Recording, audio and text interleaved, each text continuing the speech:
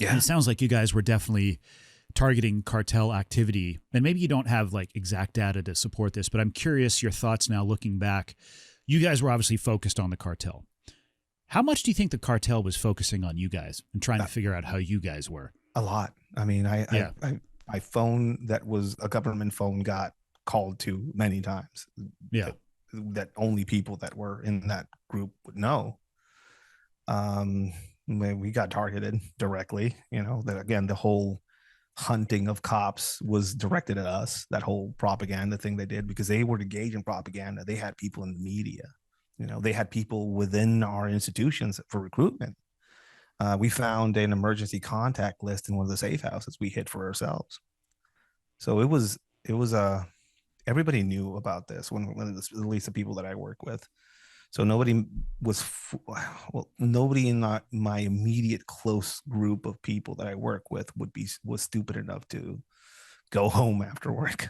We would go either to a military barracks to stay at or keep ourselves basically clear, which led to a bunch of issues. Again, basically it meant that I couldn't have a relationship with anybody. My family saw me every now and then. I would show up like a ghost randomly at parties and stuff like that, unannounced.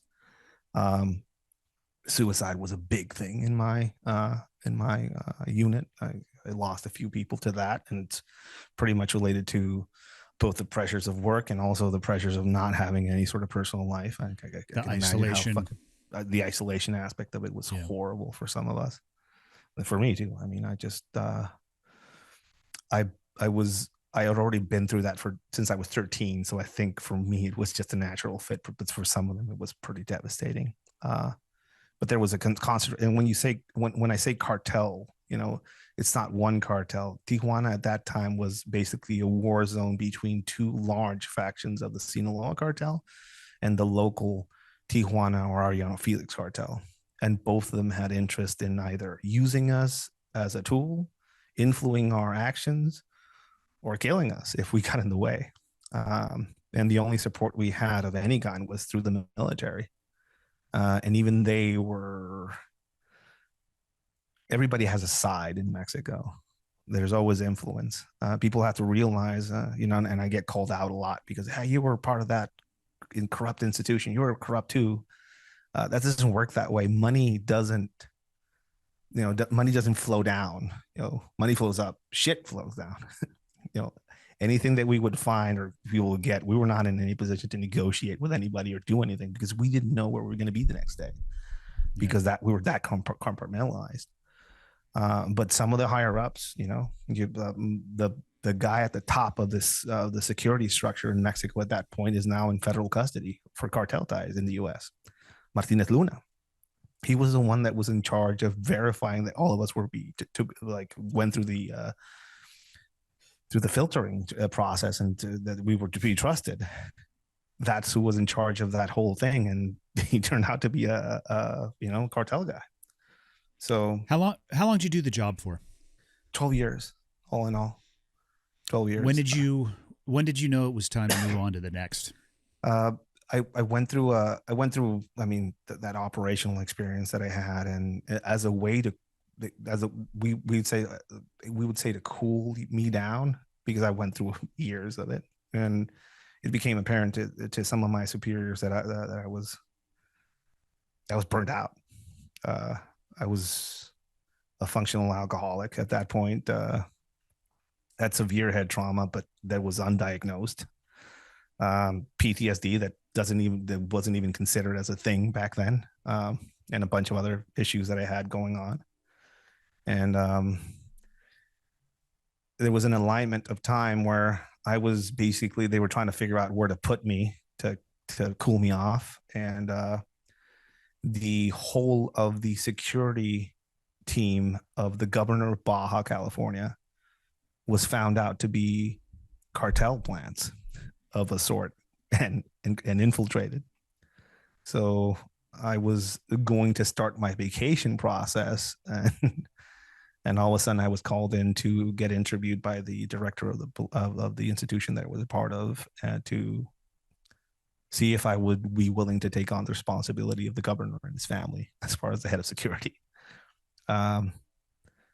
which I had no fucking clue how to even do. Dude, I've never bought a suit in my fucking life. I didn't know anything about convoys. I don't know anything about armored vehicles. I didn't know shit about any of that.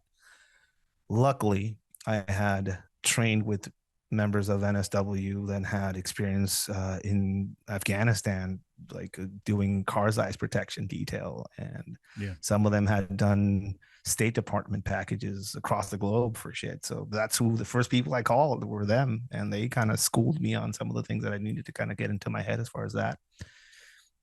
He was one of the most at-risk governors in the country, not only because of the fact that he was the governor of Baja, but also he was basically going hand in hand with Felipe Calderon at that time, who kicked off the drug war, who was a very close friend of his.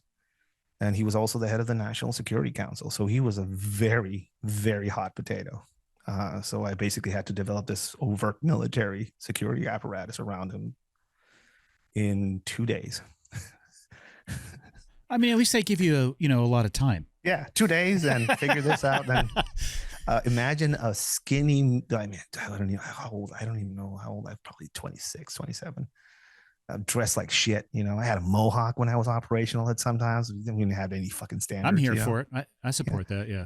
I walked into a car armoring place in Tijuana, one of the first ones that opened to ask to see the guy, because I was there tasked to buy 4 armored vehicles.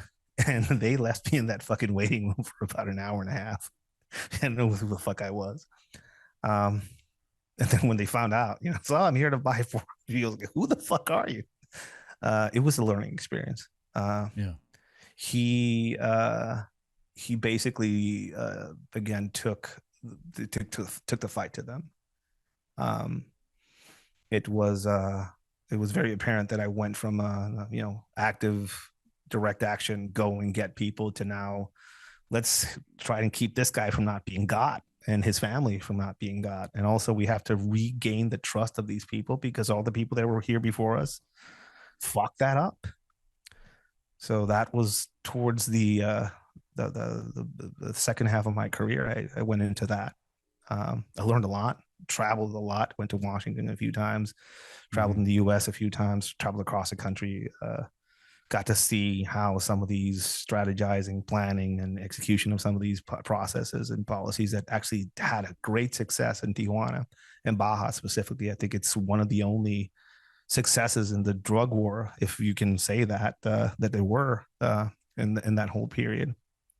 And I finished well in that job.